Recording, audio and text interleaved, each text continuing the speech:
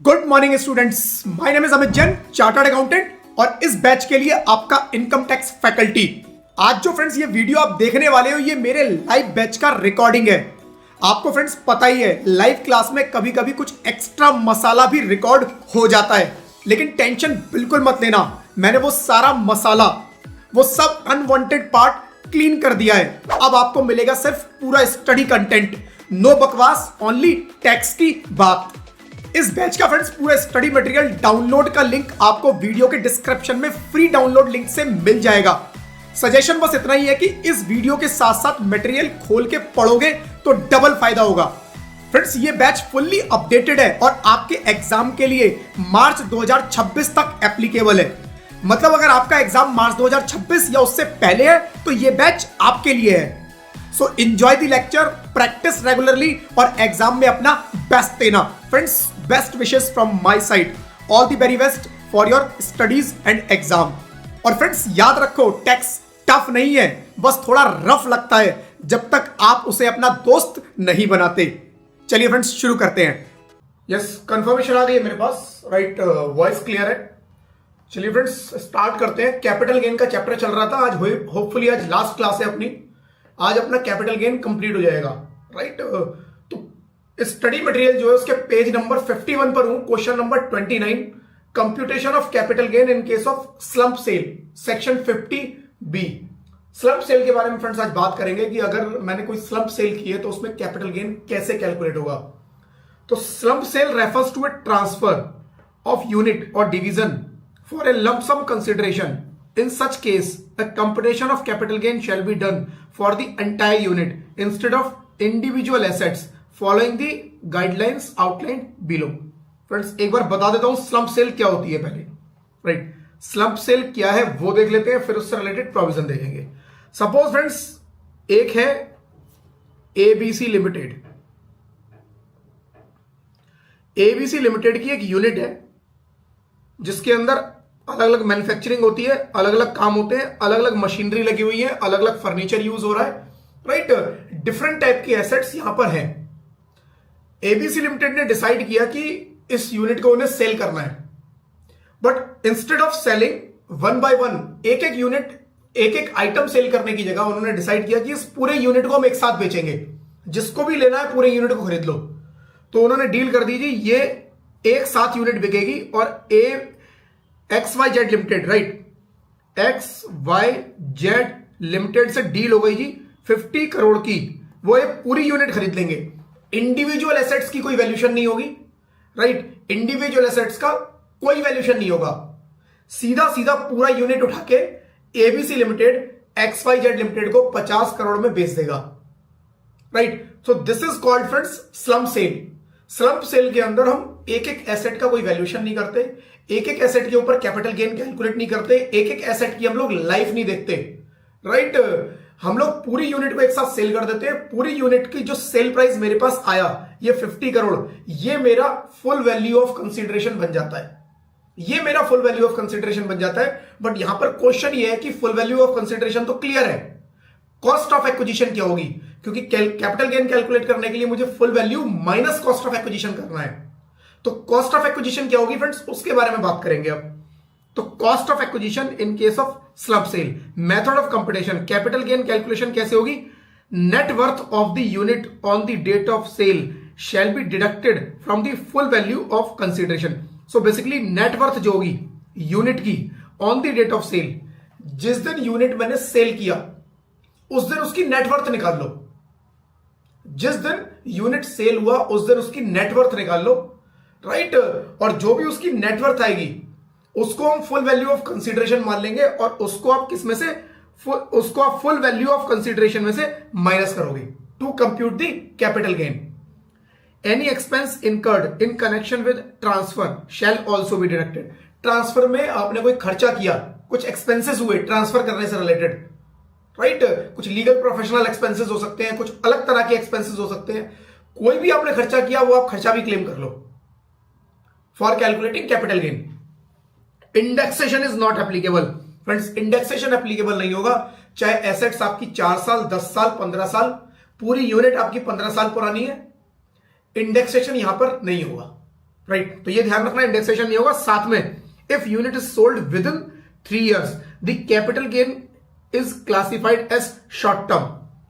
अगर आपने up to 36 months, up to 3 years, 3 साल तक, राइट, 3 साल तक उसको नहीं रखा अपने पास, 3 साल से पहले सेल कर दिया पूरी यूनिट को, राइट, तो वो मेरा क्या होगा, शॉर्ट टर्म हो जाएगा।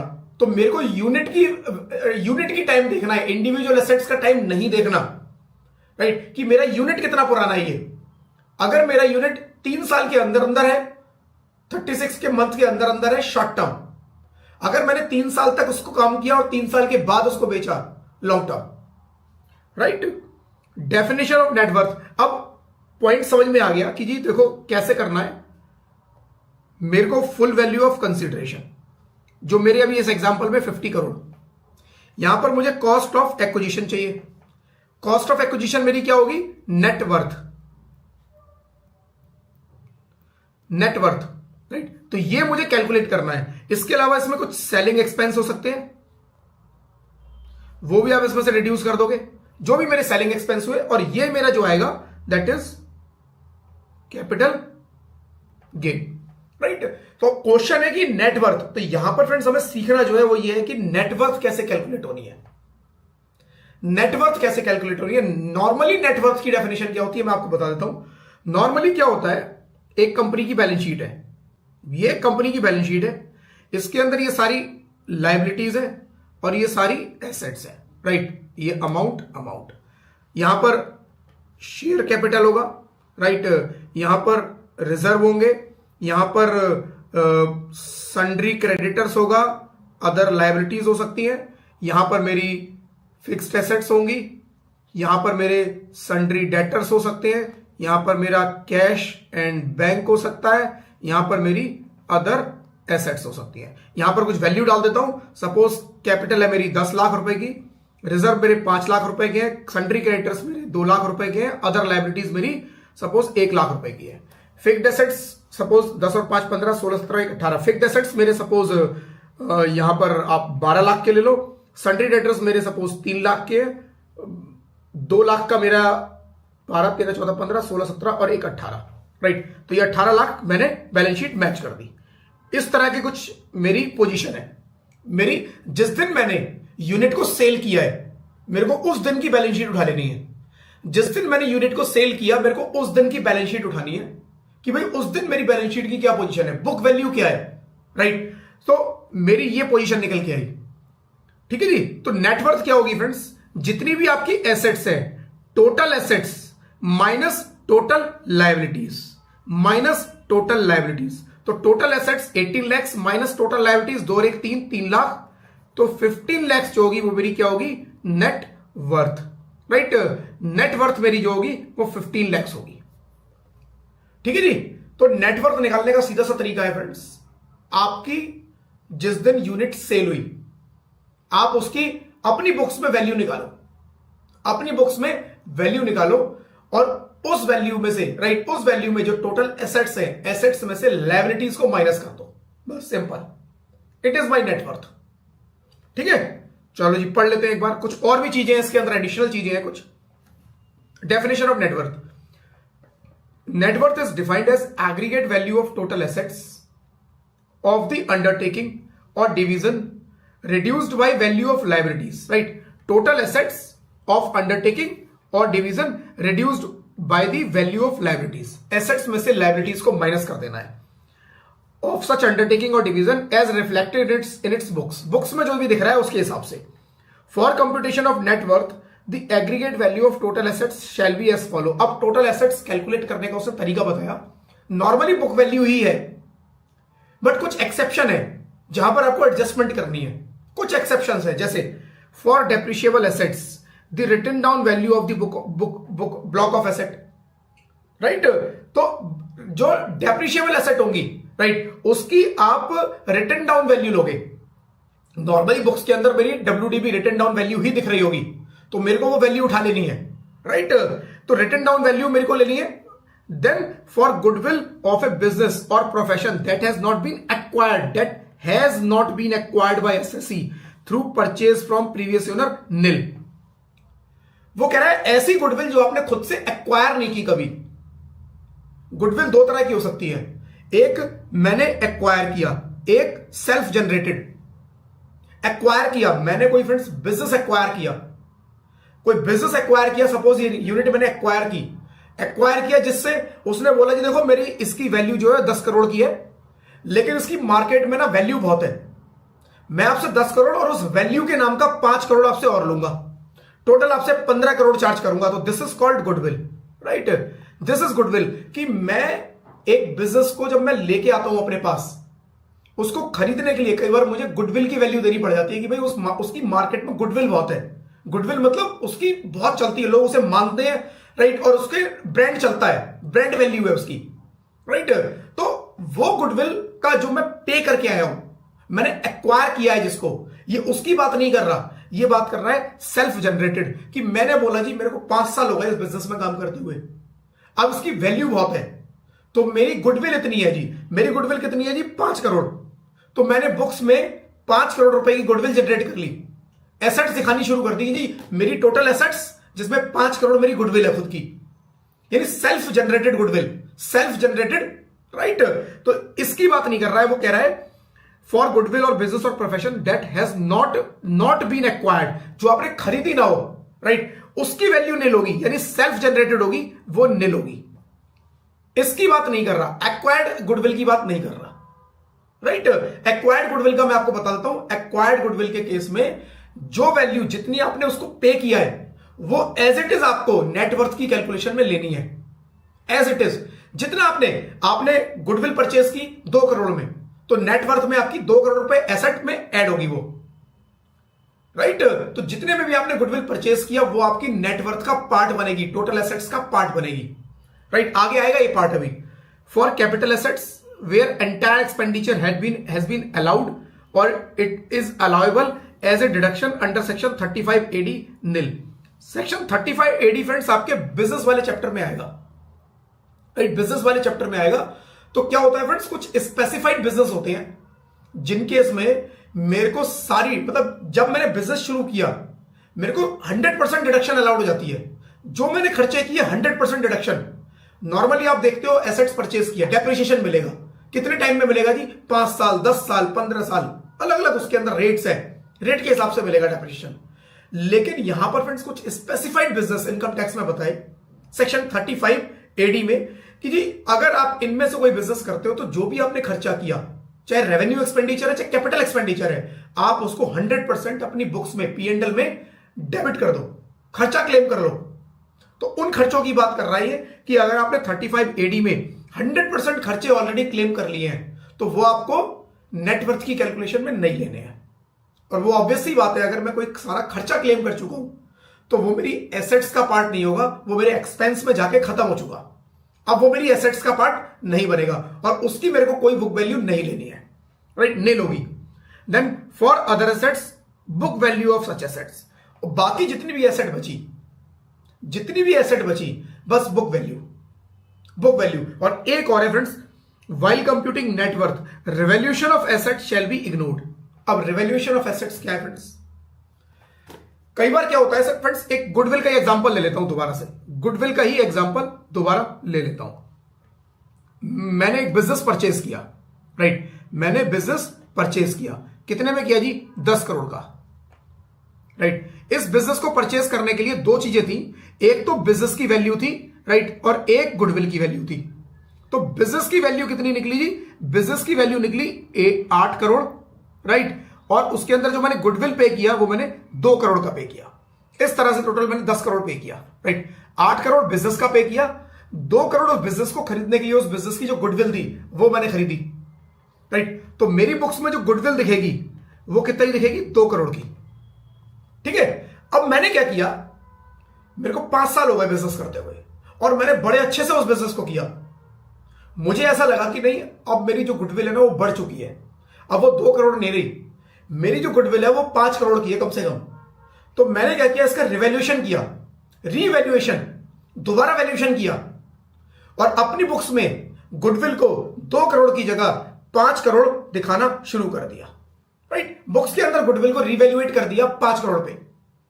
अब मेरी बैलेंस शीट के अंदर जो गुडविल दिख रही है वो 5 करोड़ की दिख रही है, रिवैल्यूएशन कर दिया। ऐसे बहुत सारी एसेट्स के रिवैल्यूएशन होते हैं, टाइम टू टाइम एसेट की वैल्यू चेंज हो गई, आप उसका रिवैल्यूएशन करते हो, राइट। तो मैंने गुडविल को रिवैल्यू कर दिया। तो यहां पर वो बोल रहा है कि अगर आपने किसी एसेट का कोई रिवैल्यूएशन किया है, उस रिवैल्यूएशन वाले पार्ट को छोड़ देना। हमें रिवैल्यूएशन नहीं चाहिए इसके अंदर, बुक वैल्यू में रिवैल्यूएशन नहीं होना चाहिए। Revaluation is not part of calculation. तो यहां पर आपको अगर गुडविल 5 करोड़ की दिख रही है या कोई और एसेट है जिसकी रिवैल्यूएशन है, राइट, और वो रिवैल्यूएट वैल्यू पे दिख रही है, तो आपको उसको रिवैल्यूएशन पे हटाना है और उसकी ओरिजिनल वैल्यू पे लेकर जाना है। तो इस केस में मेरी 5 करोड़ की जगह गुडविल 2 करोड़ की कंसीडर होगी for the purpose of calculation of net worth. Net worth calculate करने के लिए मैं केवल 2 करोड़ कंसीडर करूंगा, 5 करोड़ नहीं करूंगा। ठीक है जी। तो कोई भी एसेट का फ्रेंड्स रिवैल्यूएशन हुआ है, कुछ क्वेश्चन के अंदर ऐसी इंफॉर्मेशन है, आपको उस रिवैल्यूएशन वाले पार्ट को इग्नोर कर देना है, राइट। तो 3 चीजें निकल के आई फ्रेंड्स, 3 चीजें। अगर आपने, राइट, अगर आपने गुडविल को परचेज नहीं किया है, गुडविल को परचेज नहीं किया है, अगर परचेज किया है उसकी बात नहीं हो रही, परचेज नहीं किया है तो उसकी वैल्यू आपको नील लेनी है। परचेज नहीं किया बट गुडविल की वैल्यू दिख रही है, इसका मतलब मेरी सेल्फ जनरेटेड है, वैल्यू नील लेनी है। नेटवर्थ से बाहर कर दो, उसे कैलकुलेशन से बाहर कर दो। 35 AD का वही केस है, स्पेसिफाइड बिजनेस, जिसपे आप 100% डिडक्शन क्लेम कर चुके हो। जिस साल में स्टार्ट किया उसी साल में आपने क्लेम कर लिया है ऑलरेडी, राइट। तो उस केस में आपको उसकी बुक वैल्यू नील लेनी है। ठीक है, कोई रिवैल्यूएशन उसके अंदर है, वो रिवैल्यूएशन को इग्नोर करना है। 3 चीजें हो गई, बाकी फिर बुक वैल्यू आएगी as it is. Book value assets minus liabilities, assets minus liabilities. Full value of consideration क्या होगी? अब फुल वैल्यू ऑफ कंसिडरेशन, ये तो कॉस्ट ऑफ एक्विजिशन कैलकुलेट करने के लिए हो गया कि नेट वर्थ आप कैसे कैलकुलेट करोगे। Full value of consideration shall be considered the value for which unit has been sold, right. जितने में आपने यूनिट बेचा उतने की हम वैल्यू ले लेंगे, और fair market value of the capital asset on the date of transfer calculated in the prescribed manner which ever is higher. आपके क्वेश्चन में दिया होगा कि भाई यूनिट की जो सेल प्राइस है वो 50 करोड़ का है, but fair full value of consideration calculate करने के लिए, बट फेयर मार्केट वैल्यू इस यूनिट की 60 करोड़ है। मैंने बेचा 50 करोड़ में यूनिट, बट उसकी जो वैल्यू थी मार्केट में, fair market value, that is 60 crore. तो क्वेश्चन कह रहा है फुल वैल्यू ऑफ कंसिडरेशन, इन दोनों में आप जो हायर है वो ले लो। तो क्वेश्चन में आपको फेयर मार्केट वैल्यू दे रखी है मान लो, और आपको कोई बैलेंस शीट दे रखी है, एक छोटी सी बैलेंस शीट आ सकती है आपके क्वेश्चन के अंदर, आपको वहां से नेटवर्थ कैलकुलेट करना है, राइट। वो नेटवर्थ कैलकुलेट हो जाएगा। फुल वैल्यू ऑफ कंसिडरेशन के लिए आपको प्राइस दिया होगा कि भाई इतने में उसने बेच दिया, राइट, इतने में उसने यूनिट बेच दिया और इसकी मार्केट वैल्यू इतनी है। तो जितने में बेचा और मार्केट वैल्यू जो भी हायर हो उसको आपको पकड़ लेना है, क्या? Full value of consideration. Full value of consideration, that is my right, full value of consideration. Report of chartered accountant. अब ये कुछ एडिशनल चीजें हैं कि भाई जब भी आपकी स्लम्प सेल होगी आप एक सीए की रिपोर्ट लगाओगे, राइट, जो ये सर्टिफाई करेगा कि आपने जो नेटवर्थ की कैलकुलेशन की है for the purpose of cost of acquisition वो ठीक है, right. Every SSE involved in slump sale required to furnish a report from chartered accountant in prescribed format on or before 30th September of the assessment year, right? तो जिस साल में मैंने cell किया, right, तो अगर मेरी बात आती है फाइनेंशियल ईयर 2024-25 की, राइट, अगर मैं 2024-25 की बात करूं तो उसके असेसमेंट ईयर कब होगा? 2025-26। इसमें 30 सितंबर तक आपको 30 सितंबर तक सीए की रिपोर्ट सबमिट करनी पड़ेगी इनकम टैक्स डिपार्टमेंट को, राइट। सीए की रिपोर्ट सबमिट करनी पड़ेगी, सर्टिफिकेट सबमिट करना पड़ेगा जिसमें वो सर्टिफाई करेगा कि जी कैलकुलेशन ठीक हुई है। This report must indicate the computation of net worth of the undertaking और division and certify that net worth has been correctly calculated in accordance with the provisions of this section. ठीक है।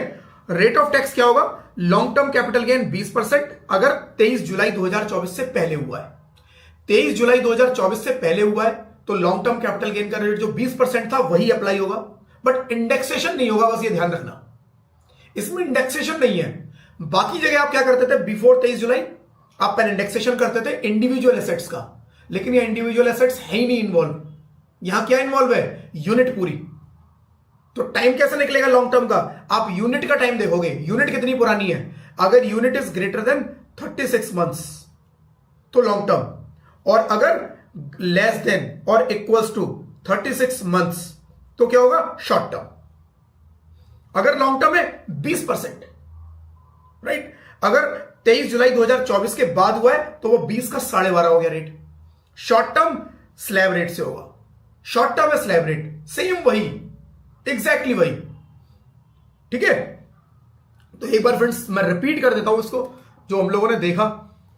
हमें क्या करना है, देखो सीधा सा हमें फुल वैल्यू ऑफ कंसीडरेशन निकालनी है, फुल वैल्यू ऑफ कंसीडरेशन निकालनी है। मेरी suppose full value of consideration है, अभी कुछ भी एक्स बना देता हूं, इसमें से मुझे माइनस क्या करना है, cost of acquisition. Cost of acquisition मेरी क्या होगी, मेरी कॉस्ट ऑफ एक्विजिशन होगी नेट वर्थ, राइट। मेरी नेट वर्थ आएगी यहां पर मेरे कुछ सेलिंग एक्सपेंसेस होंगे, वो मेरे माइनस होंगे, देन जो मेरा निकल के आएगा that is capital gain. Capital gain friends मेरा ही निकल कर आएगा। Full value of consideration FVC. Full value of consideration में दो चीजें मुझे देखनी है, एक प्राइस रिसीव्ड और दूसरा market value, right, which ever is higher. Full value of consideration के लिए मेरे को प्राइस जो मेरे को मिला और उसकी मार्केट वैल्यू क्या थी, इन दो को कंपेयर करो, जो हायर है that is my full value of consideration. Cost of acquisition net worth. Cost of acquisition क्या होगी, right, cost of acquisition will be net worth. अब नेटवर्थ निकालने के लिए हमने क्या बोला जी, टोटल एसेट्स, राइट। इसमें से मेरे को माइनस क्या करना है, टोटल लायबिलिटीज। तो ये मेरी क्या आएगी, net worth. This is my net worth, जो कि मेरी क्या बनेगी, कॉस्ट ऑफ एक्विजिशन। नेटवर्थ निकालते टाइम टोटल एसेट्स में, राइट, तीन चीजें थी जो हमें ध्यान रखनी है। नंबर 1, गुडविल अगर मैंने खरीदी नहीं है, सेल्फ जनरेटेड है, तो उसको बाहर कर देना। जब आप टोटल एसेट्स निकालोगे बैलेंस शीट के हिसाब से तो आप उसको बाहर कर दोगे, राइट, नंबर 1। नंबर 2, आप उसके अंदर क्या करोगे, कोई आपने उसके अंदर रिवैल्यूएशन किया है, कुछ भी रिवैल्यूएशन किया है, आप उस रिवैल्यूएशन को भी वहां से हटा दोगे, राइट, उस रिवैल्यूएशन को भी वहां से हटा देना है।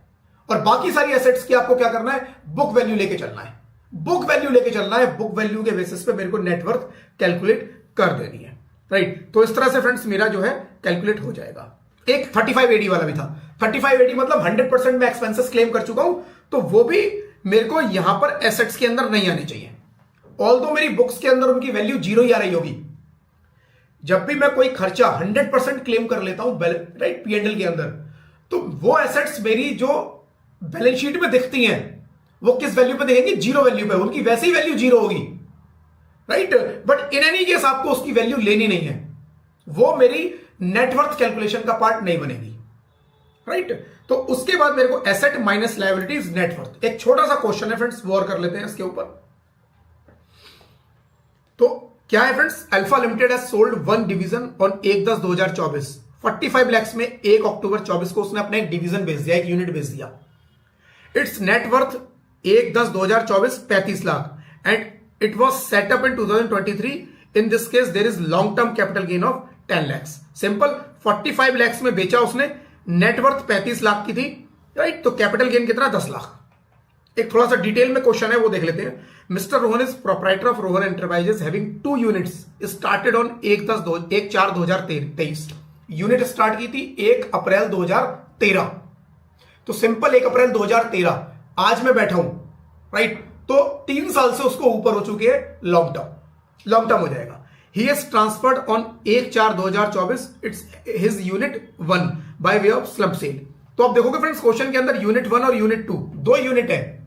जो यूनिट 1 ये वाली है, डबल टिक है, ये इसने सेल कर दिया है, ये सेल किया, right, for total consideration of 45 lakhs। 45 lakh में उसने यूनिट बेच दिया। एक्सपेंस इनकर किए ट्रांसफर में 65,000 के, और बैलेंस शीट 31/3/2024 को उसने दे रखी है, राइट। 1/4/24 को उसने बेचा है, 31/3/24 की बैलेंस शीट है, तो यही बैलेंस शीट मुझे ले लेनी है। अब देखो, own capital, revaluation reserve for building of unit 1। Unit 1 की बिल्डिंग का रिवैल्यूएशन किया उन्होंने, और उसकी वजह से 6 लाख रुपए, राइट, उनका जो है रिवैल्यूएशन इधर, यहां अगर आप बिल्डिंग 1 देखोगे, ये बिल्डिंग जो ये वाली है, इसमें 6 लाख रुपए का रिवैल्यूएशन इंक्लूडेड है, और 6 लाख रुपए आपको यहां पर लायबिलिटी साइड में भी दिख रहे हैं। साथ में बैंक लोन्स चल रहा है उनका 4 लाख रुपए का, जिसमें 70% यूनिट 1 से रिलेटेड है। टोटल क्रेडिटर्स 3,10,000, यूनिट 1 से रिलेटेड उसके 25% है। 3,10 का 25 यूनिट 1 से रिलेटेड है। अब एसेट्स, बिल्डिंग दे रखी है अलग अलग, एसेट साइड अलग अलग दे रखी है, यूनिट 1 यूनिट 2। मशीनरी दे रखी है 5 lakh 2 lakh, debtors 3 lakh unit 1, 70,000 unit 2, other assets 3.5 90 total दे रखा है। तो मुझे फ्रेंड्स क्या करना है, यूनिट 1 की नेटवर्थ कैलकुलेट करनी है। चलो जी, revaluation reserve is created by revising upward value of the unit 1। Unit 1 के रिवॉल्यूशन किया और 6 लाख रुपए से उसकी वैल्यू बढ़ा दी गई है। No individual value of any asset is considered in transfer deed. ठीक है जी, वो कह रहा है बेसिकली सम सेल है, कोई इंडिविजुअल एसेट्स को सेल नहीं किया है उसने, वो यहां पर दोबारा लिख रहा है उस चीज को। चलो जी, compute capital gain, full value of consideration 45 lakhs, 45 lakh में उसने अपनी यूनिट को बेचा, 45 लैक्स में, ठीक है, 45 लाख। सेलिंग एक्सपेंस कितने हुए, 65,000 के उसने ऊपर दिए हुए हैं यहां पर, ये 65,000। अब आता है पॉइंट फ्रेंड्स नेटवर्थ का।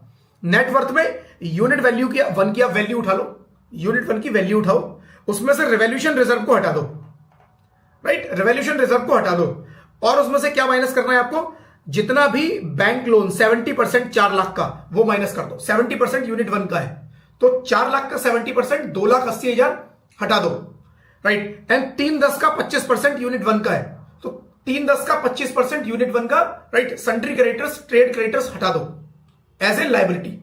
तो देखो जी, बिल्डिंग कितने की दिख रही है यहां पर, 15 लाख की, 15 लाख की यूनिट 1 की बिल्डिंग है, 6 लाख रुपए रिवॉल्यूशन के, 15 माइनस 6 कितने हो गए, 9। ये देखो 9 लैक्स बिल्डिंग ले ली। मशीनरी, एक एक एसेट देखते हैं, machinery 5 lakh, debtors 3 lakh, machinery 5 lakh, debtors 3 lakh, ठीक है। अदर एसेट्स क्या लिए, other assets 3.5 lakh, other assets ये 3.5 लाख रुपए की है, ये 3.5 लाख की अदर एसेट्स। टोटल जो एसेट साइज की 20,50,000। तो बेसिकली यहां से जो मेन पॉइंट था, रिवॉल्यूशन को उसने रिड्यूस कर दिया, रिवॉल्यूशन हटा के बाकी एसेट ले ली, ठीक है। अब बैंक लोन 4 लाख के थे, 4 लाख का 70% 2,80,000, और क्रेडिटर्स 3,10,000, 3,10,000 का 25% यूनिट 1 के हैं, तो वो यूनिट 1 वाले सन्ड्री क्रेडिटर्स यहां से हटा दिए। 16,92,500 रुपए नेटवर्थ निकल के आई किसकी, यूनिट 1 की। यूनिट 1 की नेटवर्थ हो गई 16,92,500 रुपए। ये यहां से रिड्यूस किया, आप ऊपर देखोगे net worth 16,92,500, long term capital gain आ गया 27,42,500, 27,42,500, राइट। तो इस तरह से फ्रेंड्स आप इसके अंदर कैपिटल गेन कैलकुलेट करोगे, और उसके बाद नॉर्मल जैसे कंपटीशन क्रिएट होती है वैसे ही आपको income under the head other heads, income under the head capital gain, and then you will calculate, right, all the calculations, ठीक है जी। इसमें फ्रेंड्स कुछ डाउट है तो आप पूछ सकते हैं। Good morning Mahendra, good morning. कुछ भी फ्रेंड्स डाउट है स्लब सेल में तो आप पूछ सकते हैं। लास्ट क्लास में मुझे याद है, दिव्या पता नहीं आज क्लास में है नहीं है, दिव्या का क्वेश्चन आया था, वो भी मैं आंसर कर देता हूं कि डेफर्ड टैक्स एसेट क्या स्लब सेल का पार्ट बनेगी। तो Divya yes, deferred tax asset हो चाहे डेफर्ड टैक्स लायबिलिटी हो, नेटवर्थ कैलकुलेशन का वो पार्ट बनेगी, क्योंकि कहीं पर भी ये मेंशन नहीं है, हर जगह मेंशन्ड है बुक वैल्यू। बुक वैल्यू मतलब book value will include what ever is reflecting in your balance sheet. जो भी आपकी बैलेंस शीट में रिफ्लेक्ट हो रहा है that is your book value.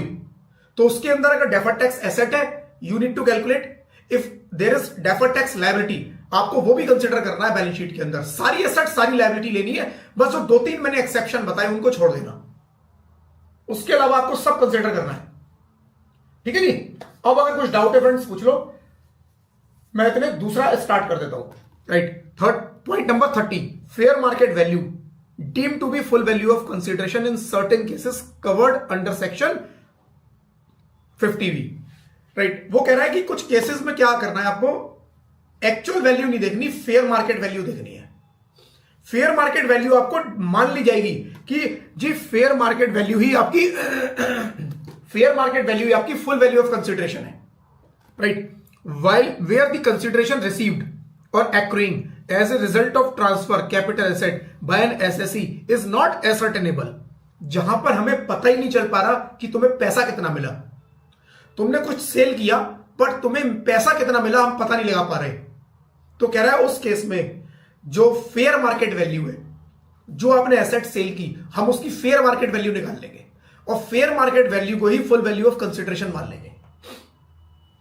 ठीक है, where the consideration received accruing as a result of transfer of capital asset by an assessee is not ascertainable और can not be determined, then for the purpose of computing income chargeable to tax capital gain, the fair market value of said asset on the date of transfer shall be deemed to be full value of consideration received or accruing as a result of transfer।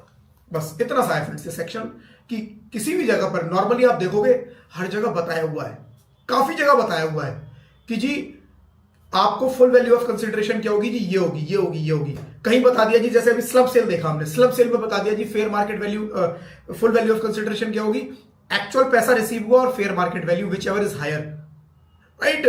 तो कुछ situation ऐसी आ सकती है जब आपको ये दिखेगा जी कि मेरे को वैल्यू कितनी मिली वो पता ही नहीं चल पा रहा, वो पहले पता ही नहीं चल पा रही, तो उस केस में फ्रेंड्स हम क्या करेंगे, उस केस में हम फेयर मार्केट वैल्यू, राइट, जो फेयर मार्केट वैल्यू है जिस दिन सेल हुई उसी को हम क्या मान लेंगे, फुल वैल्यू ऑफ कंसिडरेशन। आपको याद होगा फ्रेंड्स हम लोगों ने किया था स्पेसिफाइड एग्रीमेंट के बारे में, स्पेसिफाइड एग्रीमेंट जहां पर मेरी लैंड थी, जहां पर मेरी लैंड थी, मैंने बिल्डिंग को लैंड दे दी डेवलप करने के लिए, बिल्डर क्या करेगा उसके ऊपर 6 फ्लोर बनाएगा, मैंने ये एग्जांपल दिया था, 3 फ्लोर मेरे, 3 फ्लोर बिल्डर के, जगह मेरी, जमीन मेरी, लैंड मेरी, कंस्ट्रक्शन सारा बिल्डर का, कंस्ट्रक्शन मटेरियल सारा बिल्डर का, कंस्ट्रक्शन के सारे खर्चे बिल्डर के।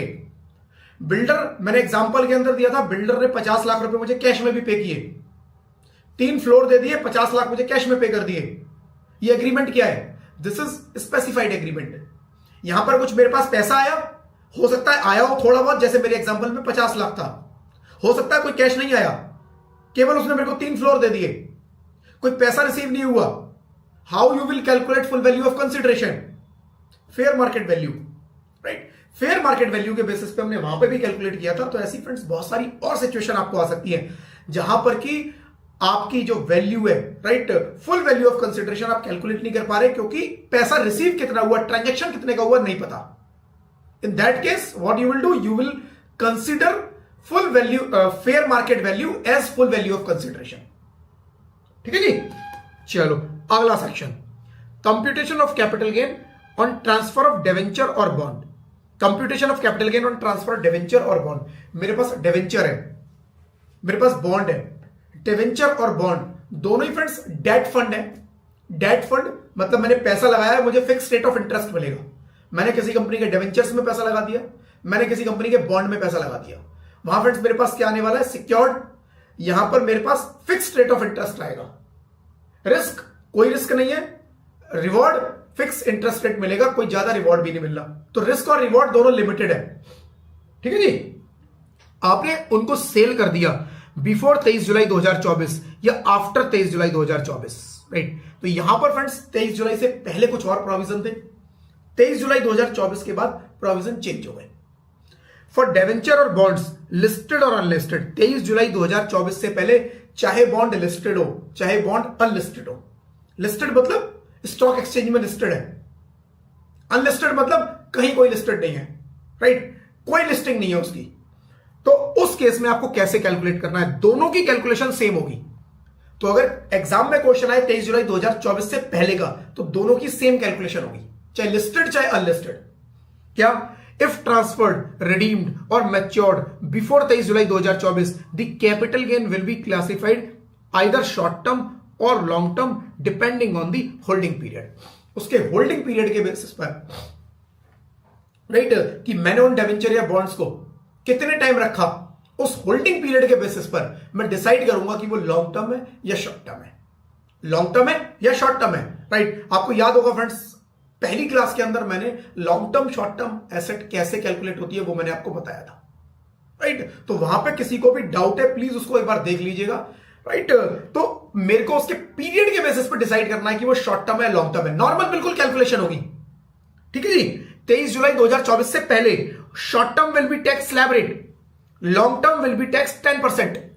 शॉर्ट टर्म को स्लैब रेट पे टैक्स करना है, लॉन्ग टर्म को 10% पे करना है, राइट। और यहां पर इंडेक्सेशन इज नॉट अवेलेबल, कोई इंडेक्सेशन नहीं होना, चाहे लॉन्ग टर्म हो चाहे शॉर्ट टर्म हो, नो इंडेक्सेशन। ये ध्यान रखना, चाहे लॉन्ग टर्म है चाहे शॉर्ट टर्म है, नो इंडेक्सेशन, ठीक है। अगर शॉर्ट टर्म आता है स्लैब रेट, लॉन्ग टर्म आता है 10% फ्लैट रेट पे मेरे को टैक्स लगाना है विदाउट इंडेक्सेशन। अब बात करेंगे 23 जुलाई 2024 के बाद। अगर मैंने किया, मैंने बॉन्ड सेल किए कब? 23 जुलाई 2024 के बाद, 23 जुलाई 2024 के बाद। उस केस में क्या होगा फ्रेंड्स, अगर लिस्टेड है उसका ट्रीटमेंट डिफरेंट है और अनलिस्टेड है उसका ट्रीटमेंट डिफरेंट है। लिस्टेड अनलिस्टेड का ट्रीटमेंट डिफरेंट हो गया, राइट। तो लिस्टेड का वही रहा फ्रेंड्स जो पहले था, लिस्टेड का वही रहा जो पहले था। अनलिस्टेड में चेंज आया बेसिकली 23 जुलाई 2024 के बाद। अनलिस्टेड डिवेंचर और बॉन्ड में चेंज आया और वो चेंज मैं ऑलरेडी आप लोगों को पढ़ा चुका हूं। अगर आप लोगों को याद हो, अभी मैं पढ़ाऊंगा, रिकॉल हो जाएगा मेरे हिसाब से, राइट। फॉर लिस्टेड डिवेंचर और bond the capital gain will be classified either short term long term depending on the holding period. Same वही जो हमने अभी 23 जुलाई 2024 से पहले के लिए पढ़ा, वही 23 जुलाई 2024 के बाद है, लेकिन केवल लिस्टेड के लिए। Listed, right. Short term will be tax slab rate same है, लॉन्ग टर्म विल बी 12.5%। तो 10% जो रेट हुआ करता था फ्रेंड्स वो 12.5 हो गया 23 जुलाई 2024 के बाद। तो इन पर भी वो 12.5% रेट लगेगा। इंडेक्सेशन यहां पर भी अवेलेबल नहीं है। तो सेम जो 23 जुलाई 2024 से पहले पोजीशन थी वही अब है, बट जो रेट चेंज हुआ है सबके लिए वो रेट चेंज यहां पर भी है 23 जुलाई 2024 के बाद। लेकिन बात करेंगे अनलिस्टेड की। अनलिस्टेड के केस में कैसे करेंगे? याद होगा फ्रेंड्स, आपको मैंने सेक्शन 50AA पढ़ाया था। वहां पर मैंने आपको बताया था नया सेक्शन इंट्रोड्यूस हुआ है जिसके अंदर अगर आपने कोई एसेट, राइट, अगर आपने कोई अनलिस्टेड बॉन्ड या डिवेंचर सेल किए हैं तो जो भी आपका कैपिटल गेन आएगा it will always B short term capital gain. और उसके ऊपर उसके पीछे मैंने रीजन भी दिया था एफडी से कंपेयर करके कि क्यों ये प्रोविजन इंट्रोड्यूस किया गया, क्या जरूरत पड़ी इसको शॉर्ट टर्म बनाने की। बहुत डिटेल में फ्रेंड्स मैंने एक्सप्लेन किया था, आई होप आप लोगों को याद होगा। एग्जैक्टली वही लिखा हुआ है, if transferred redeemed matured on और after 23 July 2024 the capital gain will always be treated as short term, always short term. Unlisted bond, unlisted debenture आपने सेल किया, हमेशा शॉर्ट टर्म होंगे। आपने 10 साल पहले खरीदे, आपने 5 साल पहले खरीदे थे, doesn't matter, short term, right.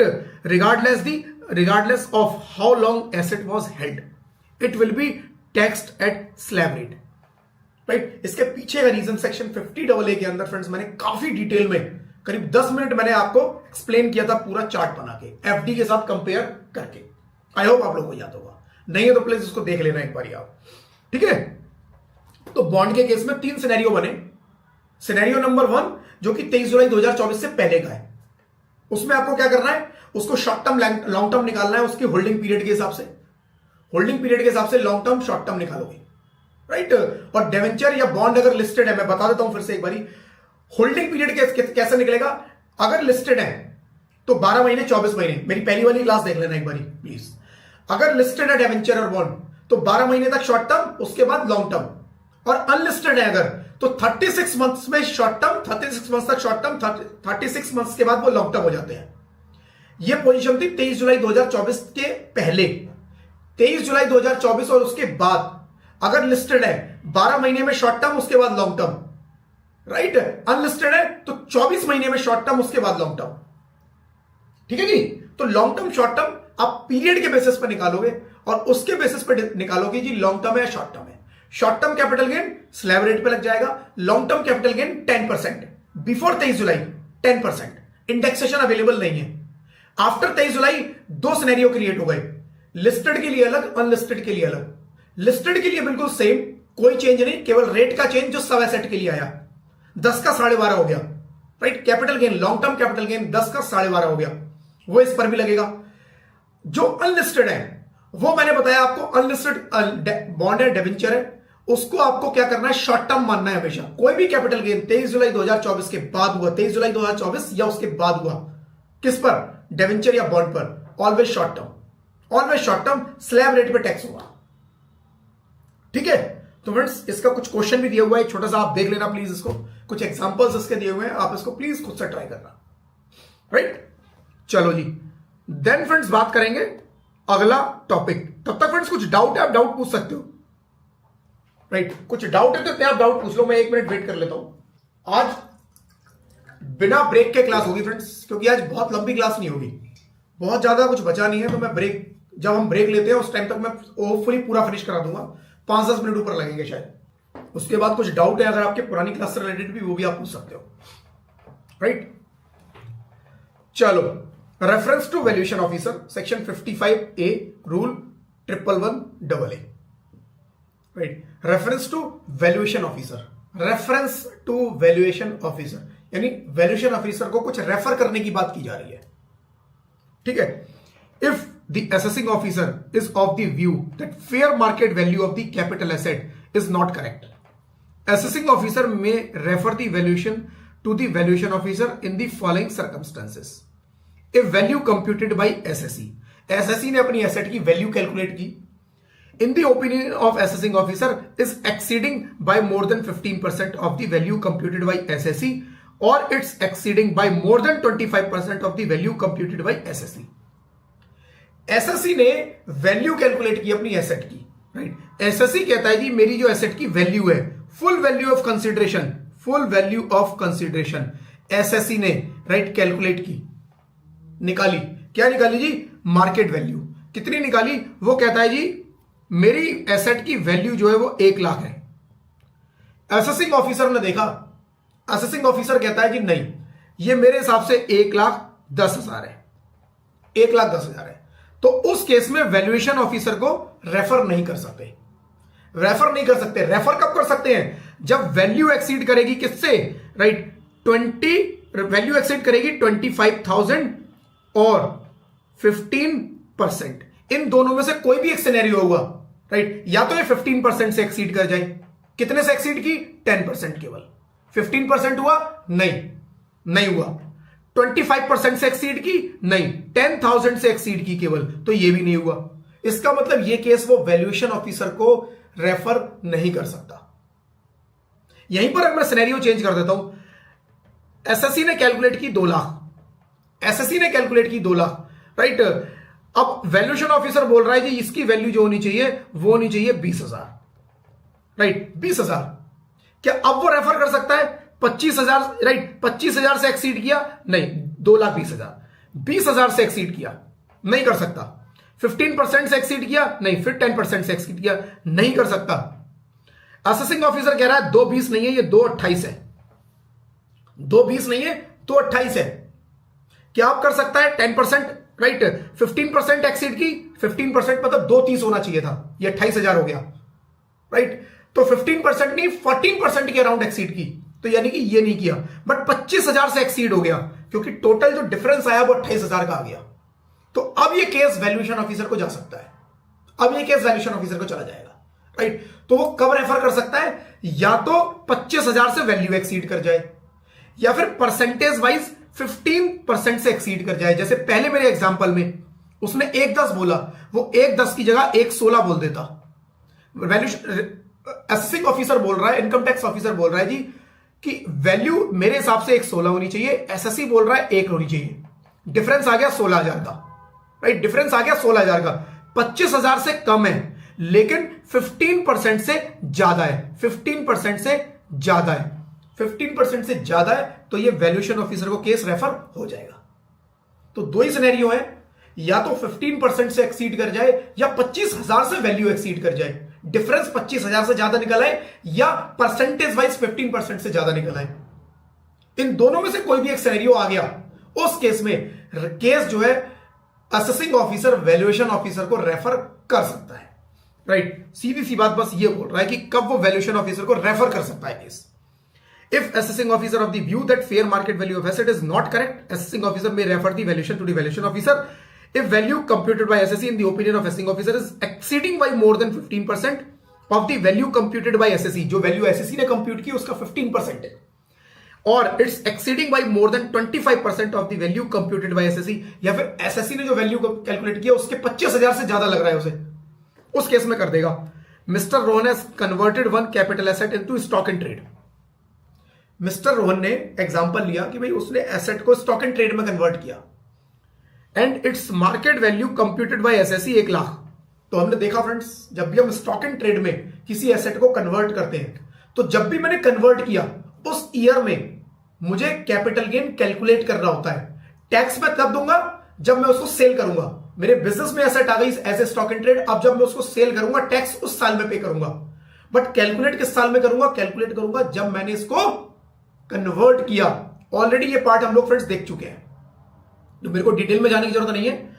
इस केस में मुझे क्या करना है? जिस दिन कन्वर्ट किया उस दिन की फेयर मार्केट वैल्यू कंसीडर करनी है for the purpose of capital gain calculation.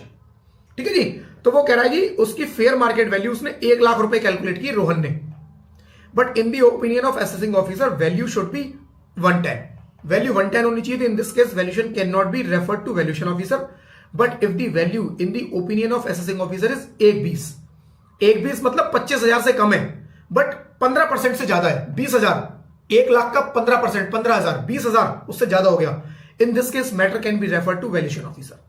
Similarly, value computed by SSE is 2 lakh, but in the opinion of assessing officer, value should be 227. Matter can be referred क्योंकि 227 15% से तो कम है, लेकिन 25,000 से ज्यादा हो गया, तो यहां पर रेफर हो जाएगा। ठीक है जी। In this case, where the value of asset has been estimated by registered valuer, if the assessing officer is of the opinion that value so claimed is at variance which its market value, right? तो जहां पर अगर case जो है valuation officer को refer किया गया है, राइट, और वैल्यूएशन ऑफिसर ने उसकी कोई वैल्यूएशन निकाली है, राइट, वैल्यूएशन ऑफिसर ने कुछ वैल्यूएशन उसकी निकाली है और असेसिंग ऑफिसर को ऐसा लगता है कि नहीं ये वैल्यूएशन अभी गलत आई है, राइट, वैल्यूएशन ये गलत आई है, तो उस केस में भी वो उसको रेफर कर सकता है, राइट, रजिस्टर्ड वैल्यूअर। तो क्या हो रहा है फ्रेंड्स? देखो दो सिनेरियो है, ध्यान से समझना। Scenario number 1, scenario number 2। Scenario number 2 क्या बोल रहा है कि जो उसकी मार्केट वैल्यू है, रजिस्टर्ड वैल्यूअर होते हैं। रजिस्टर्ड वैल्यूअर कौन होते हैं फ्रेंड्स? मार्केट में जो किसी एसेट की वैल्यू को, जो किसी एसेट की वैल्यू डिफाइन करते हैं, निकाल के देते हैं जी इसकी मार्केट में वैल्यू क्या होगी, राइट। तो सपोज इस केस के अंदर क्या हुआ कि जो फेयर मार्केट वैल्यू कंसीडर की गई, वो कंसीडर की गई जो रजिस्टर्ड वैल्यूअर ने निकाल के दी थी। रजिस्टर्ड वैल्यूअर ने निकाल के दी थी। रजिस्टर्ड वैल्यूअर ने वैल्यू निकाली, असेसिंग ऑफिसर के पास केस पहुंचा, उसको लगा जी जो ये वैल्यू निकाली है ये गड़बड़ है, ये मैं नहीं मानता, रजिस्टर्ड वैल्यूअर की वैल्यू मैं नहीं मानूंगा। तो वो क्या करेगा? वो उठा के जो वैल्यूएशन ऑफिसर है, जो वैल्यूएशन ऑफिसर होता है वो उनका इंटरनल ऑफिसर होता है फ्रेंड्स, इनकम टैक्स डिपार्टमेंट का, वो उठा के केस उसको रेफर कर देगा कि तुम इसकी वैल्यू दोबारा निकालो। तो दो केस, जहां पर वैल्यूएशन ऑफिसर ने वैल्यू निकाली, दूसरा जहां पर कोई वैल्यूएशन ऑफिसर नहीं था, एसएससी ने खुद वैल्यू निकाली। पहला केस एसएससी ने निकाली है, दूसरा केस जब valuation registered valuer, valuation officer नहीं है ये, रजिस्टर्ड वैल्यूअर ने वैल्यू निकाली है। ठीक है। तो अगर रजिस्टर्ड वैल्यूअर ने वैल्यू निकाली है तो कोई डिफरेंस, जितना मर्जी डिफरेंस हो, चाहे जो मर्जी डिफरेंस है, ना 15% देखना है ना 25% देखना है, सीधा वो वैल्यूएशन ऑफिसर को ट्रांसफर कर सकता है। असेसिंग ऑफिसर की पावर है कि वो पूरे केस को उठा के दे देगा जी, कहेगा आप वैल्यू निकाल के दो, चाहे डिफरेंस जो मर्जी है। लेकिन अगर एसएससी ने खुद निकाली है, जो पहला पॉइंट है, उस केस में पहला पॉइंट है, उस केस में देखना है जी 15% या 25%, दोनों में से कोई सा क्राइटेरिया पूरा हो रहा है। अगर हो रहा है तो रेफर होगा, अदरवाइज नहीं होगा, राइट।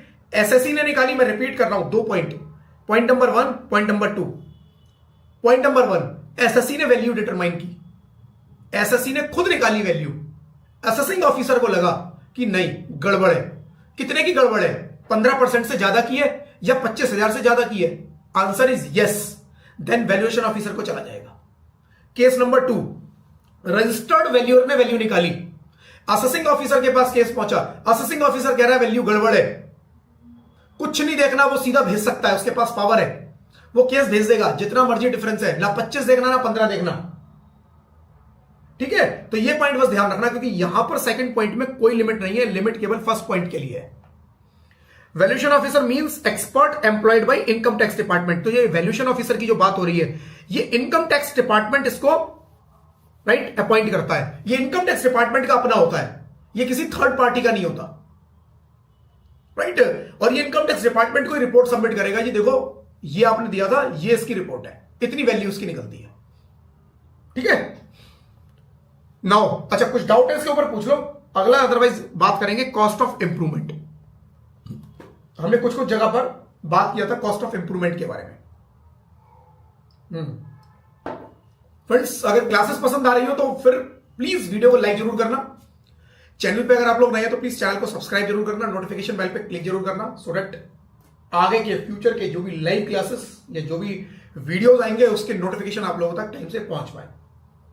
ठीक है जी। अगला चैप्टर फ्रेंड्स अपना स्टार्ट होगा बिजनेस एंड प्रोफेशन। अगला चैप्टर बिजनेस एंड प्रोफेशन। आज वेंसडे है, थर्सडे फ्राइडे शुरू हो जाएगा, तो मोस्ट प्रोबेबली उसके अंदर भी 5 क्लासेस लगेगी एंड देन लास्ट सैलरी, 6 या 7 क्लास उसमें लगेंगी सैलरी में। चलो जी, कॉस्ट ऑफ इंप्रूवमेंट, राइट। हम लोगों ने फ्रेंड्स कैपिटल गेन की कैलकुलेट करने के लिए हमने बात किया था जी फुल वैल्यू ऑफ कंसिडरेशन, ठीक है। देन इसके अंदर cost of acquisition, cost of acquisition के अंदर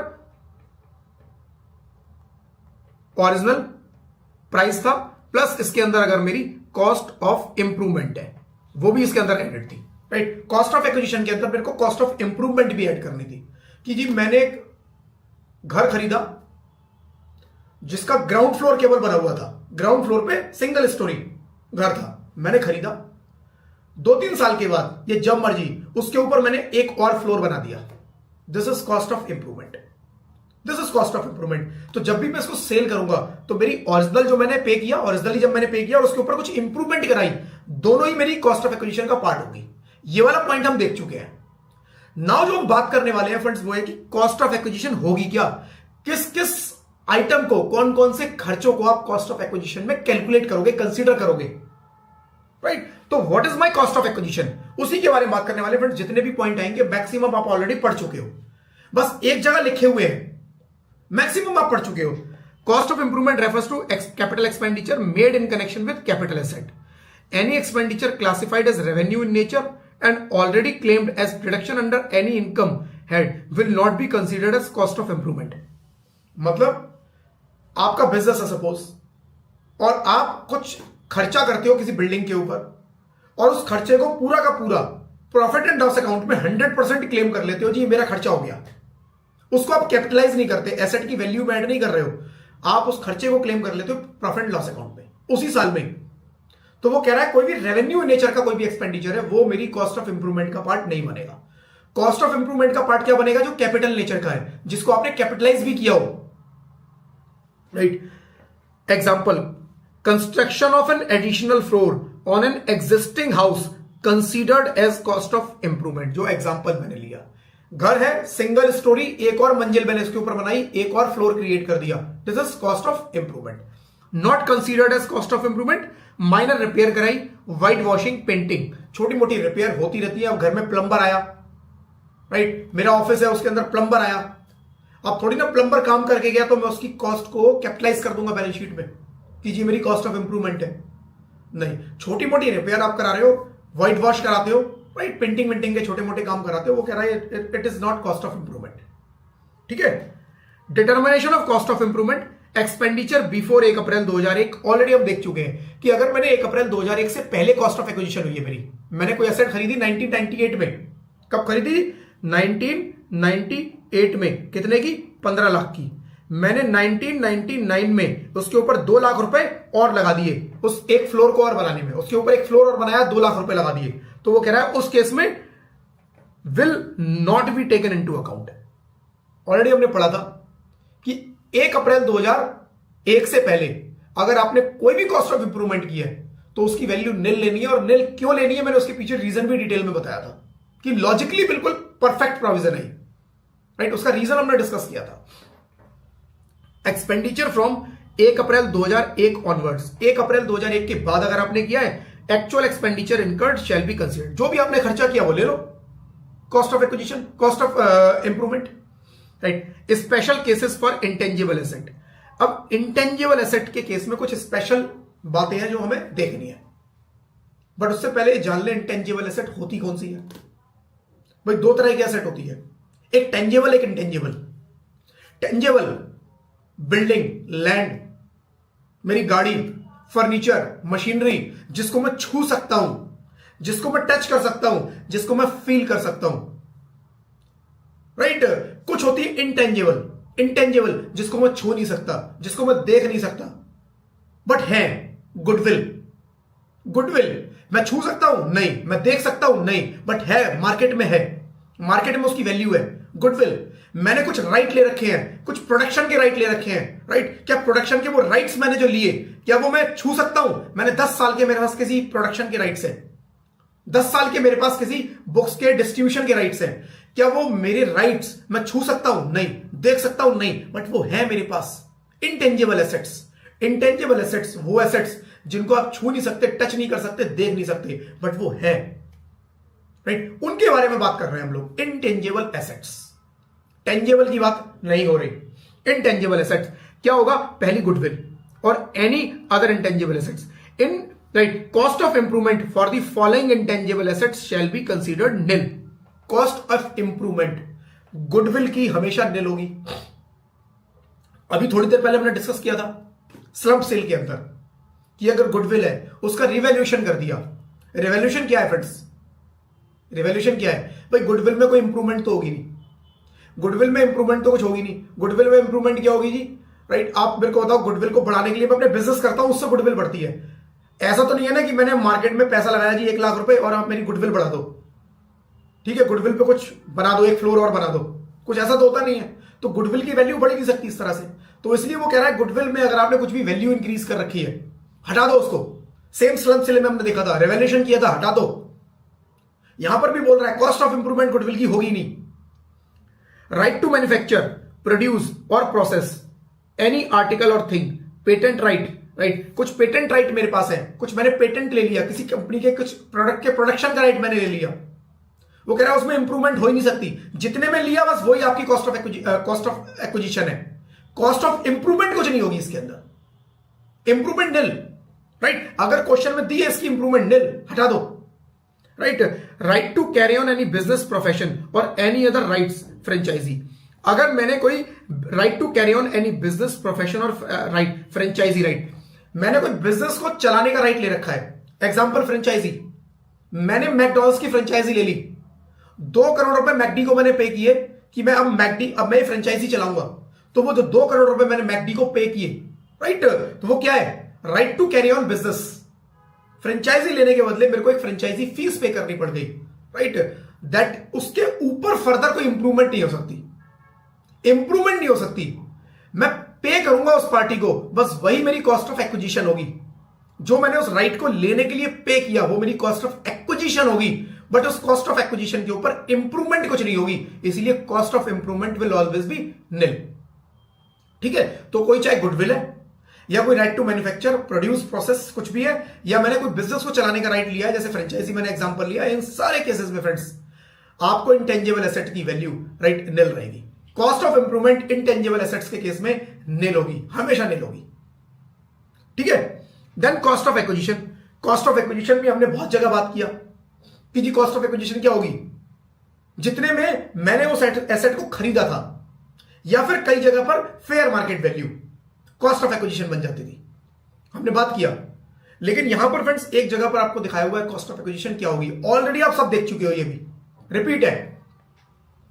the cost of acquisition refers to actual expenditure incurred by SSC to acquire a capital asset. Asset को एक्वायर करने के लिए जो मैंने पे किया, जो मैंने खर्चे किए, that is cost of acquisition.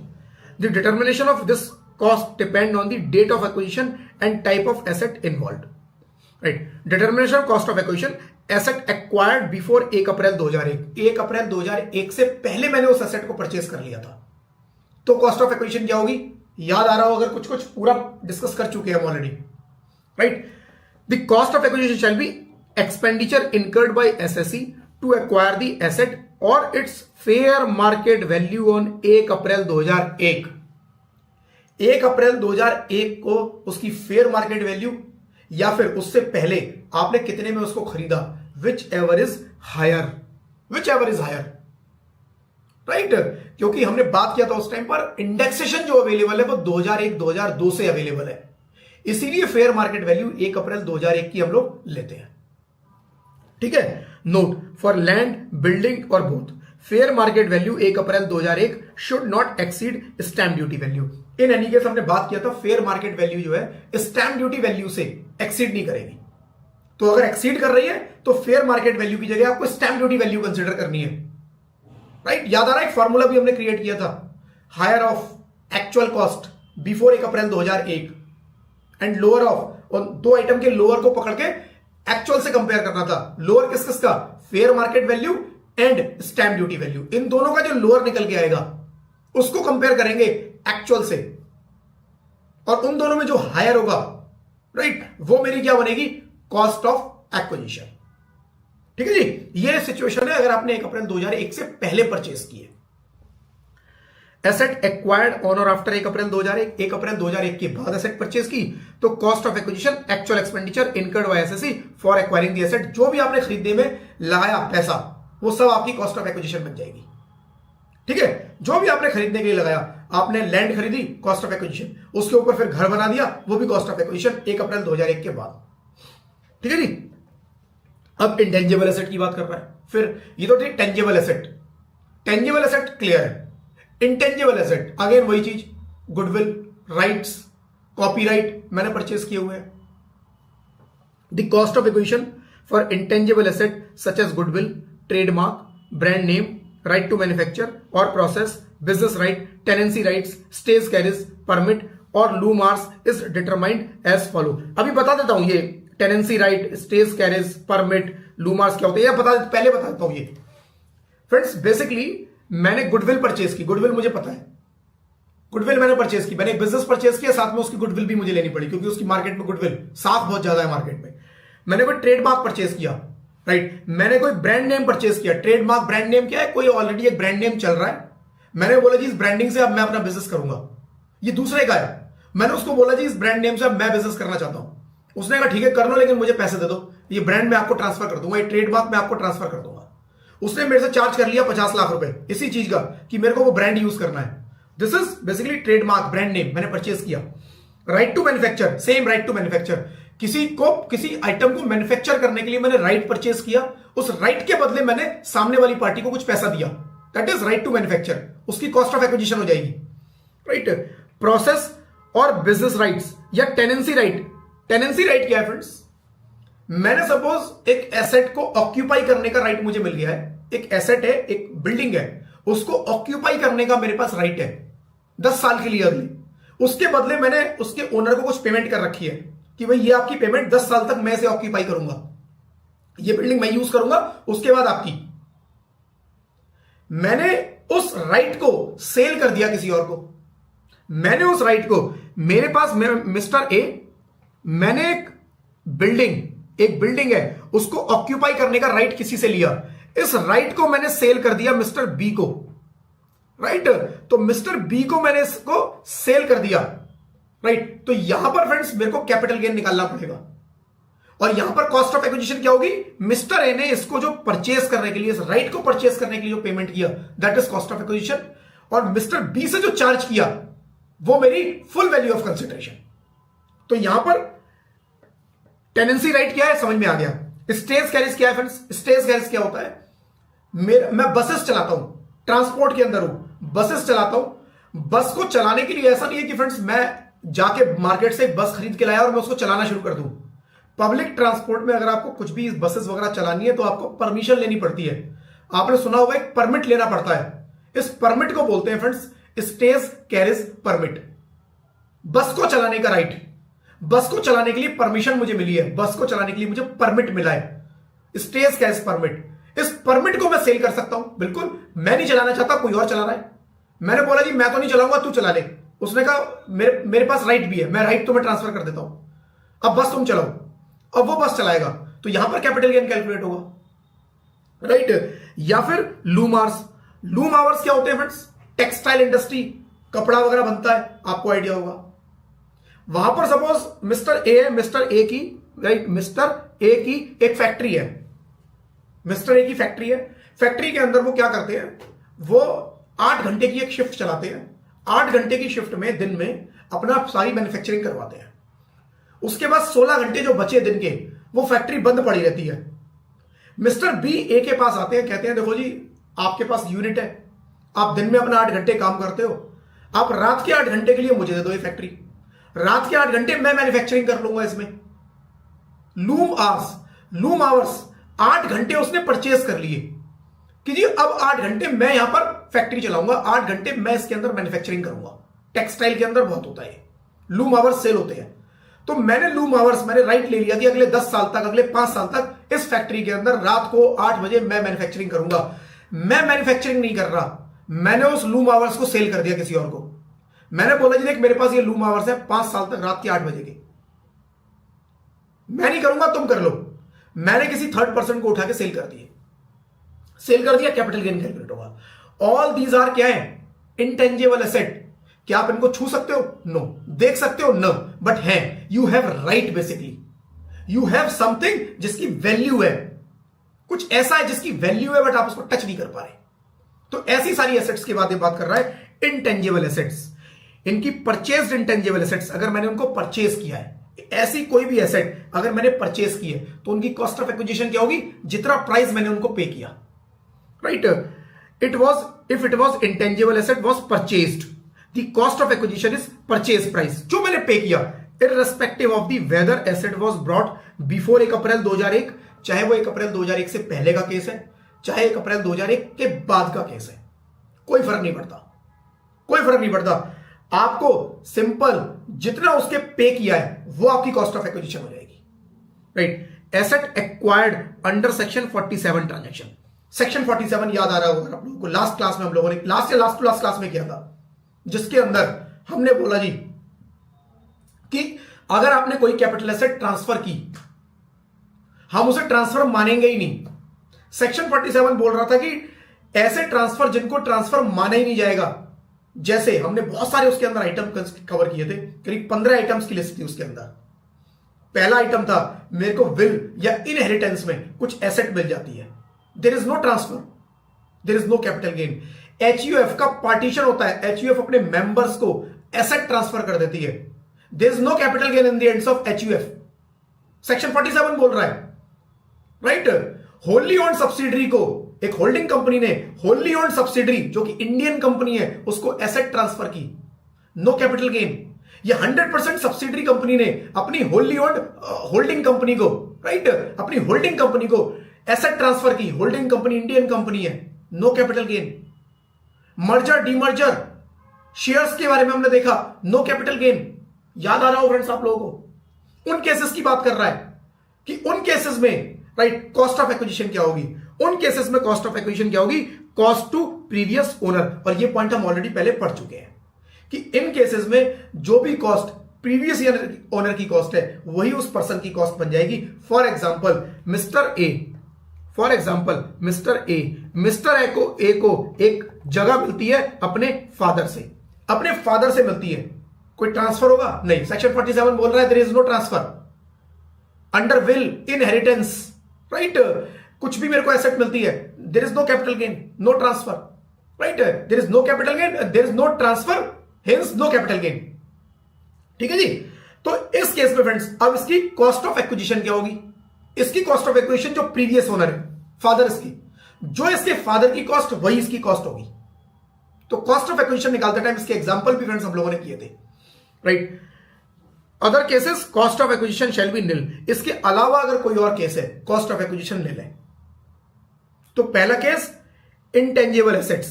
Intangible assets में आपने जो परचेज किया, राइट, परचेज किया इंटेंजिबल एसेट्स में, अगर आपने उसको परचेज किया है, राइट, तो वो आपको कॉस्ट लेनी है, cost of acquisition, otherwise nil, right. अगर आपने एक्वायर किया अंडर सेक्शन 47, ट्रांसफर हुई है जिसको हमने ट्रांसफर माना ही नहीं, सेक्शन 47 ने ट्रांसफर नहीं माना, वो कह रहा है वहां पर प्रीवियस ओनर की ले लो, उसके अलावा अगर कोई और सिचुएशन आए कॉस्ट ऑफ एक्विजिशन आपकी निल होगी, कोई और केस है ही नहीं, निल, खत्म।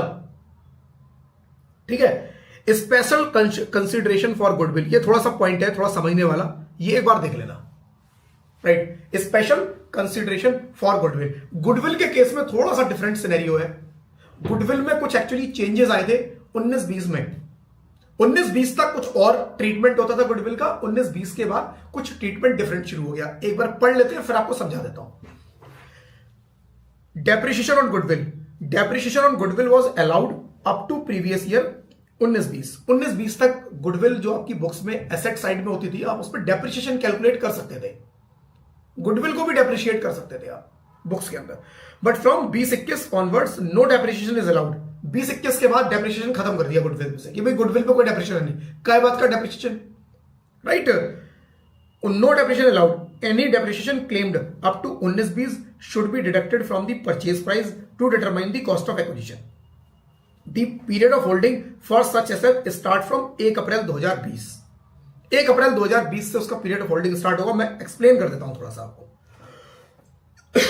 सपोज गुडविल है, राइट, सपोज गुडविल है, गुडविल मैंने खरीदी थी कब, 1/4/2015 में। 1/4/2015 में मैंने, एक सेकंड देना फ्रेंड्स, 1/4/2015 को मैंने गुडविल खरीदी थी 50 लाख रुपए की, 50 लाख की मैंने गुडविल खरीदी।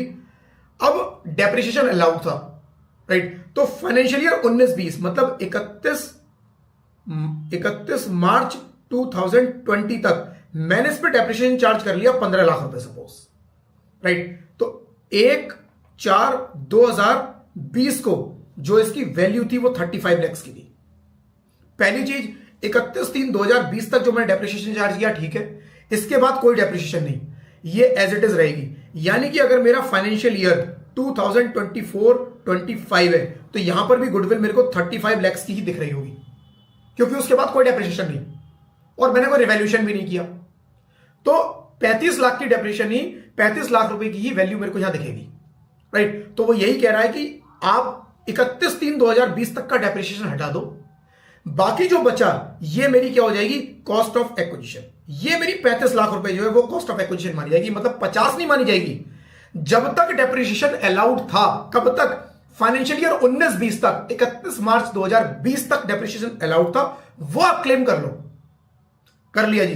बैलेंस जो बचा, it is your cost of acquisition. Clear. Depreciable asset याद होगा, डेप्रिशिएबल एसेट से कॉन्सेप्ट आया फ्रेंड्स।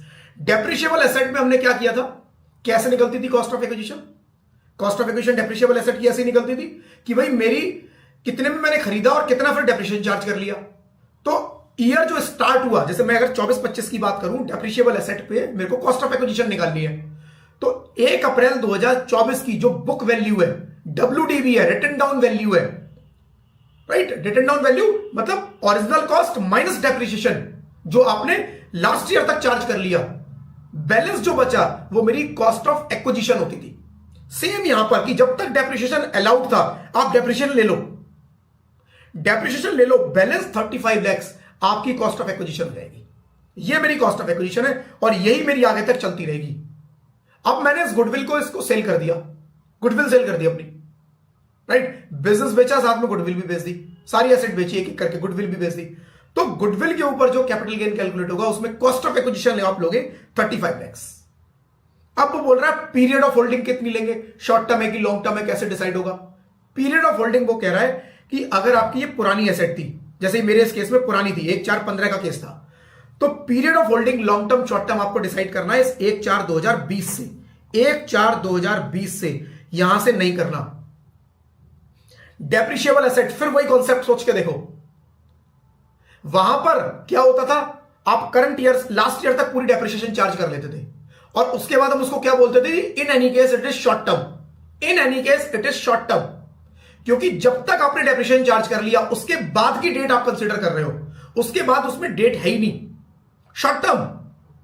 लेकिन यहां पर 1/4/2020 से पहले आपने डेप्रिसिएशन चार्ज किया तो उससे पहले के पीरियड को मत कंसीडर करो, 1/4/2020 के बाद का पीरियड देखो। आपने एसेट खरीदी 1/4/2020 से पहले, लॉन्ग टर्म। आपने एसेट ही खरीदी 1/4/2020 के बाद, सपोज मैंने एसेट खरीदी 1/4/2022 को, तो पहली चीज इसमें कोई डेप्रिसिएशन नहीं होगा। 50 लाख की मैंने एसेट खरीदी, क्या, गुडविल खरीदी मैंने 50 लाख की, तो पहली चीज में कोई डेप्रिसिएशन नहीं होगा। आज भी ये 50 लाख में दिख रही होगी। तो cost of acquisition 50 lakh. Period of holding 1 अप्रैल 2022 जब मैंने खरीदी तब, 1/4/22 से आज तक का देख लो, लॉन्ग टर्म शॉर्ट टर्म निकाल लो, ठीक है। तो सिंपल है फ्रेंड्स, रिपीट कर रहा हूं, अगर आपने एसेट यानी कि गुडविल जिसकी मैं बात कर रहा हूं 1 अप्रैल 2020 से पहले 19-20 या उससे पहले खरीद ली थी, उस केस में आप 19-20 तक का डेप्रिसिएशन ले लो, और 19-20 के बाद मतलब 1 अप्रैल 2024-20 से इसका राइट जो भी वैल्यू बची वो मेरी कॉस्ट ऑफ एक्विजिशन होगी, और 1/4/2020 से ही मैं इसका long term short term calculate करूंगा। 1/4/20 से जब मैंने सेल किया तब long term short term calculate करूंगा, सिंपल, ठीक है। लेकिन अगर मैंने 1/4/2020 या उसके बाद ही खरीदी तो नो डेप्रिसिएशन अलाउड ही नहीं है, और साथ में एक्चुअल जैसे चलता था वैसे ही चलेगा।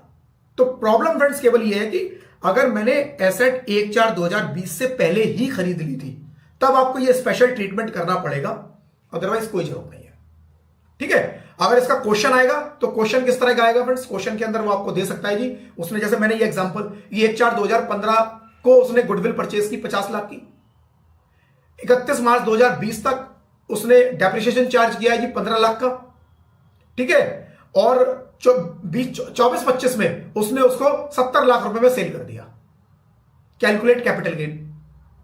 तो आप 31 मार्च 2020 को जो डेप्रिसिएशन था वो आप रिड्यूस करके उसकी वैल्यू निकालोगे 35 लाख, आप बोलोगे जी ये 35 लाख इसकी क्या है, cost of acquisition. Period of holding calculate करोगे आप 1/4/2020 से आज तक का, आप बोलोगे जी 3 साल से ज्यादा है, लॉन्ग टर्म हो गए, 2 साल से ज्यादा है लॉन्ग टर्म, डिपेंड करेगा, 23 जुलाई से पहले बेचा है, 23 जुलाई के बाद बेचा, राइट। तो लॉन्ग टर्म आप उसके हिसाब से उसका रेट लगाओगे और उस पर फिर कैपिटल गेन कैलकुलेट करके, अगर टैक्स कैलकुलेट करने को बोला है तो टैक्स भी रेट लगा के आप कैलकुलेट कर दोगे, ठीक है। तो ये फ्रेंड्स इसके अंदर पूरा प्रोसेस रहेगा। एग्जांपल भी दिया हुआ है, mister X purchase goodwill on 1 April 2017 for 20 lakhs। 1 April 2017 मतलब 31 मार्च 2020 से पहले depreciation allowed up to 19-20 5 lakh है, 20 खरीदी 5 लाख तक depreciation, adjusted cost of acquisition 15 lakh होगी, 20 minus 5, and the period of holding start 1 April 2020 से होगा। 1 अप्रैल 2020 से हम मानेंगे कि हमने इस एसेट को खरीदा और उसके हिसाब से उसका लॉन्ग टर्म शॉर्ट टर्म निकालेंगे, ठीक है जी।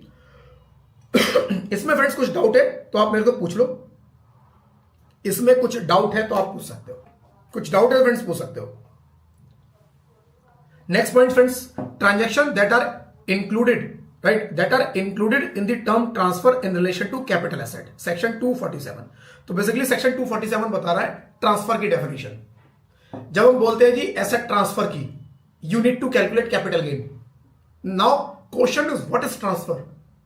किस किस सिचुएशन को हम लोग ट्रांसफर, ऑलरेडी आप सब पढ़ चुके हो, ये सब पढ़ चुके हो, कुछ भी नया नहीं आएगा इसके अंदर, राइट। सेल ऑफ एसेट, आपने एसेट को सेल किया, it is transfer, right. The outright sale of capital is considered transfer that triggers the computation of capital gain. Compulsory acquisition of land और बिल्डिंग, बात किया था हमने, गवर्नमेंट ने मेरी लैंड या बिल्डिंग को कंपल्सरी एक्वायर कर लिया, ट्रांसफर है, कैपिटल गेन कैलकुलेट होगा। बट याद होगा कैपिटल गेन कब कैलकुलेट होगा, जब कंपल्सरीली एक्वायर किया। पे कब करना है, जब फर्स्ट इंस्टॉलमेंट आएगी मेरे पास, राइट। पुराने प्रोविजन सब रिकॉल होते जाएंगे, राइट। व्हेन लैंड और building compulsory acquired by government और an authority, it qualifies as transfer for capital gain. Conversion of capital gain, capital asset into stock in trade, capital asset को stock in trade में convert कर लिया, जब convert किया उस date पे capital gain calculate होगा।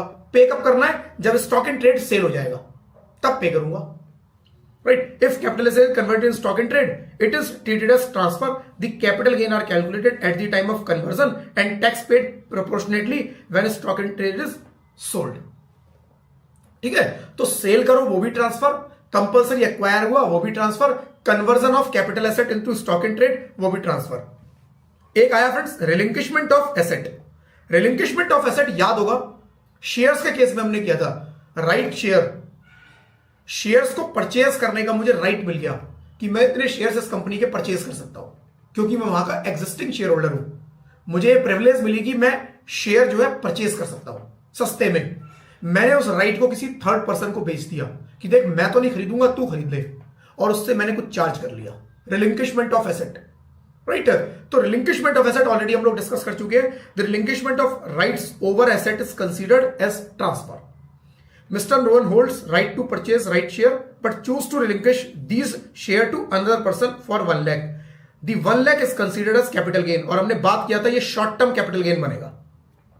रिलिंक्विशमेंट of right, it is short term, ये हम ऑलरेडी कर चुके हैं, राइट। एक होता है extinguishment of rights of asset. Extinguishment of right मतलब मैंने अपना राइट को छोड़ दिया, ये है मैंने राइट को ट्रांसफर कर दिया।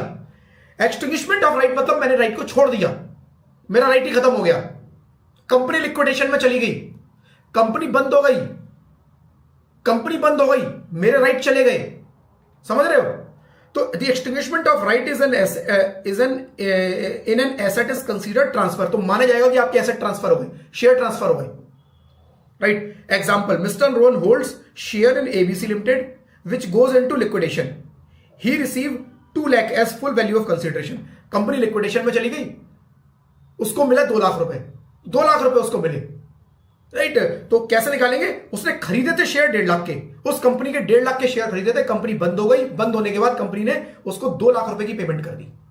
ये ऑलरेडी हम लोग देख चुके हैं लिक्विडेशन के केस में, कि लिक्विडेशन के केस में कैपिटल गेन कैसे कैलकुलेट होगा, राइट। लिक्विडेशन के केस में कैपिटल गेन कैसे कैलकुलेट होगा, सेक्शन 222C भी बीच में आया था,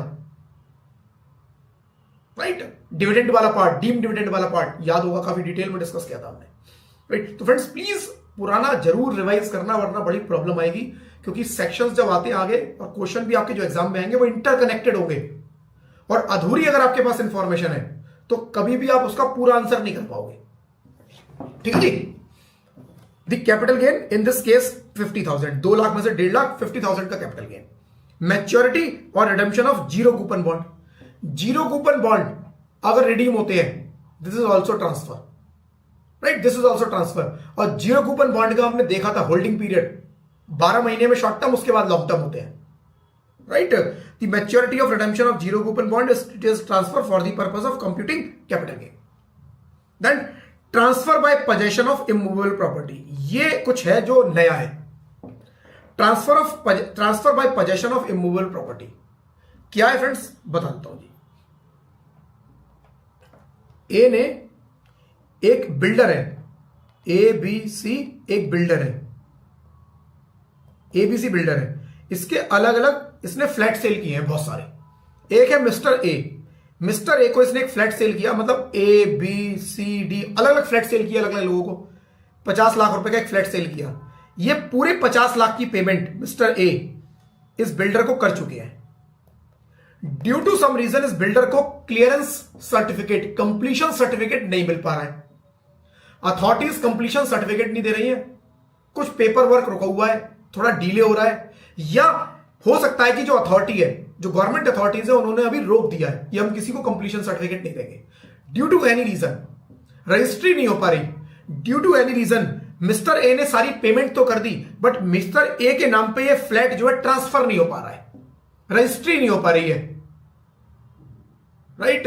नोएडा के अंदर फ्रेंड्स ऐसी प्रॉपर्टी भरी पड़ी है जहां पर लोगों ने पूरी पेमेंट कर दी है, लेकिन उनकी प्लॉट की, उनकी फ्लैट की रजिस्ट्री आज तक नहीं हुई है।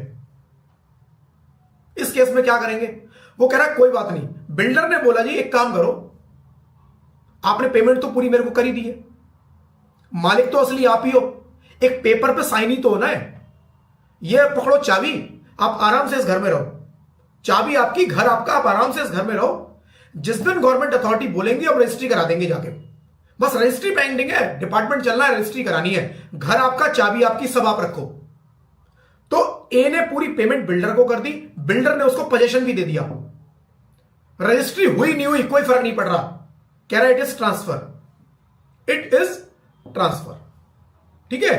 बहुत केसेस है फ्रेंड्स नोएडा के अंदर, तो जो मैं आपको अभी बोल रहा था ऐसे केसेस भरे पड़े हैं, इवन एक तो मेरे नोन में ही है,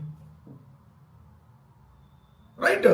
तो ऐसे केसेस जहां पर आपने पूरी पेमेंट कर दिया, आपको पोजेशन भी मिल चुका है, ये ट्रांसफर माना जाएगा, राइट, ये ट्रांसफर माना जाएगा, ये भी ट्रांसफर की डेफिनेशन में आएगा। If individual gives possession of immovable property and receive full payment without transferring the ownership formally through documents, it is considered transfer. भाई वो कह रहा है डिपार्टमेंट की आप पेपर वर्क का वेट मत करो, आपने पोजेशन दे दिया, आप कैपिटल गेन कैलकुलेट कर लो। तो जिसने ट्रांसफर किया, बिल्डर या कोई और, वो कह रहा है कैपिटल गेन, अगर कैपिटल गेन लगता है तो कैपिटल गेन कैलकुलेट कर लो, ये ट्रांसफर है। Mister Rohan enters into sale agreement of his house, the purchaser पे, अब यहां पर एक डिफरेंट एग्जांपल लिया है, राइट। बिल्डर के केस में क्या होगा, क्योंकि वो बिल्डर है, उसकी जो इनकम जाएगी किस में जाएगी? Business profession. Capital gain calculate ही नहीं होना, कैपिटल गेन कैलकुलेट नहीं होना, लेकिन आपको समझाने के लिए मैंने बिल्डर का एग्जांपल लिया, राइट? कि सिचुएशन इस तरह की हो सकती है। अब ये सिचुएशन सेम डिफरेंट सिनेरियो में हो सकती है कि दो इंडिविजुअल ने आपस में एग्रीमेंट कर लिया, ए ने और बी ने एक एग्रीमेंट कर लिया कि मैं अपनी प्रॉपर्टी 50 लाख रुपए की तुम्हें बेचूंगा, तुम 50 लाख मुझे पे करोगे। इसने 50 लाख पे कर दिए, ए ने चाबी इसको पकड़ा दी, पोजेशन दे दिया, बट रजिस्ट्री अभी तक नहीं हुई है due to any reason. Registry उन्होंने बोला जी करा लेंगे। लॉ बोलता है आप कैपिटल गेन अभी कैलकुलेट कर लो, रजिस्ट्री कराते ना हमें फर्क नहीं पड़ रहा, कैपिटल गेन आपका अभी कैलकुलेट होगा। आपको पेमेंट आ गई, आपने पोजेशन दे दिया, पोजेशन दिया, कैलकुलेट कैपिटल गेन। ट्रांसफर कर दिया आपने ownership without transferring the legal ownership, आपने पोजेशन दे दिया है, right? Mr. Rohan enters into sale agreement for his house. The purchaser pay the full sale price to Mr. Rohan and Mr. Rohan hands over the right of possession to the buyer despite the formal ownership of being transferred. Formally ownership transfer नहीं की, formally मतलब legal जो document sign होंगे वो sign नहीं हुआ है अभी, बट ओनरशिप वैसे ट्रांसफर कर दी। The transaction is considered as transfer for capital gain और यहां पर मिस्टर ए को कैपिटल गेन कैलकुलेट करना पड़ेगा, चाहे रजिस्ट्री हुई या नहीं हुई। ठीक है जी।